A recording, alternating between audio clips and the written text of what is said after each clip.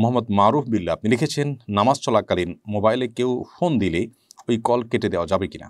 খুবই গুরুত্বপূর্ণ এবং জীবন ঘনিষ্ঠ একটি জিজ্ঞাসা।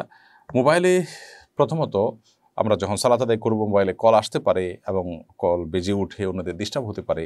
সেই জায়গা থেকে মোবাইল সুইচ বন্ধ করে অথবা সাইলেন্ট করে তারপর নামাজে আমাদের প্রবেশ করা উচিত। এটি আমাদের প্রথম কর্তব্য। তারপর যদি আমরা কখনো ভুলে যাই আর কল বেজে উঠে এবং ইতোমধ্যে অনেকের ডিস্টার্ব হয়, তাহলে সেক্ষেত্রে আমরা অবশ্যই মোবাইল এর আপনার রিংটোনটাকে আমরা মোবাইলের কলটাকে আমরা কেটে দিতে পারবো, যদি সেটা আমলে কাসিরের পর্যায়ে না যায়। আমলে কাসিরের পর্যায়ে বলতে কেউ আছেন যে মোবাইল পকেট থেকে বের করে দেখে কে কল করেছেন, কোন নম্বর থেকে কল করেছেন, সেটাকে এমনভাবে কাটেন যে তিনি যে নামাজে আছেন এটা বোঝার কোনো উপায় থাকে না, মনে হচ্ছে তিনি মোবাইল টিপাটিপি নিয়ে ব্যস্ত আছেন, তিনি নামাজে নাই আদৌ। এরকম পর্যায়ে যদি চলে যায় তাহলে নামাজ ভঙ্গ হয়ে যাবে। আর যদি ধরা যাক পকেটে আছে, আপনি পকেটে আলতো করে হাত দিয়ে, এক হাত আপনার বাঁধা আছে, অন্য হাত দিয়ে আপনি কোন বাটনটা টিপলে এটা সাইলেন্ট হয়ে যাবে বা কাটা যাবে, আপনি আন্দাজ করে সেটা টিপে দিলেন এবং কেটে গেল, এতটুকু করলে কোনো অসুবিধা নেই, বরং এতটুকু করা উচিত যাতে করে অন্যদের ডিস্টার্ব না হয়। এর কারণে আমলে কাসির হবে না। ব্যাপারটা অনেকটা চুলকানির মতো। আপনার শরীর খুব চুলকাচ্ছে অথবা মশা কামড়াচ্ছে, আপনি যদি আলতো করে তাড়িয়ে দেন এবং নামাজের যে আপনার অবস্থা আছে সেখান থেকে আপনি সরে না যান, অর্থাৎ আপনি নামাজে আছেন এটা দেখে বোঝা যাচ্ছে দৃশ্যত এতটুকু আছে, তাহলে সেক্ষেত্রে ইনশাআল্লাহ বিদিনিল্লাহ আপনার নামাজ নষ্ট হবে না।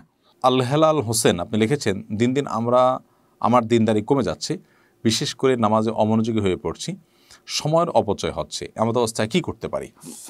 দেখুন, দিনদারি কমে যাওয়া, নামাজের প্রতি অমনোযোগী হওয়া, এগুলো পরিষ্কারভাবে আমাদের তাকওয়ার যে মিটার সেটা নেমে যাওয়ার লক্ষণ। অতএব এ ধরনের পরিস্থিতিতে আমাদের উচিত হবে আল্লাহ তাআলার কাছে নিজেকে সোপর্দ করা এবং নেককারদের সান্নিধ্যে আমাদেরকে খুব বেশি সময় থাকা উচিত এবং চেষ্টা করা উচিত। পরিবেশটা আমূল পরিবর্তন করে ভালো কোনো পরিবেশ আমাদের চলে যাওয়া উচিত কিছু সময়ের জন্য। তৌফিক থাকলে মক্কা মদিনায় ওমরার উদ্দেশ্যে গিয়ে একটু সেখানে কিছু সময় কাটিয়ে আসা উচিত।